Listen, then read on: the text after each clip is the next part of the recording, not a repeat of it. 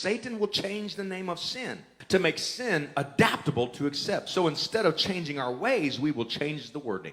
Instead of pedophilia, we'll call it minor attracted people.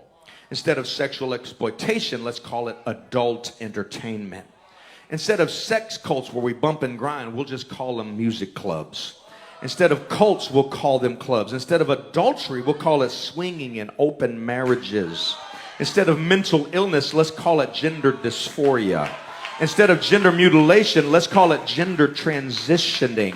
Instead of fornication, let's call it intimacy. Instead of lust, let's call it love. Instead of calling it a spiritual battle of good and evil, let's call it political. Let's call it a phobia. Let's call it hate speech. Call it something else. We are not called baby killers. We're called abortionists. It's no longer sin. It's a complex. It's an addiction. It's a disorder. It's an obsession. So we don't feel bad about our sins. We change the name of them. And when we hear the truth preached, we feel conviction, but we condemn the preacher as hate speech.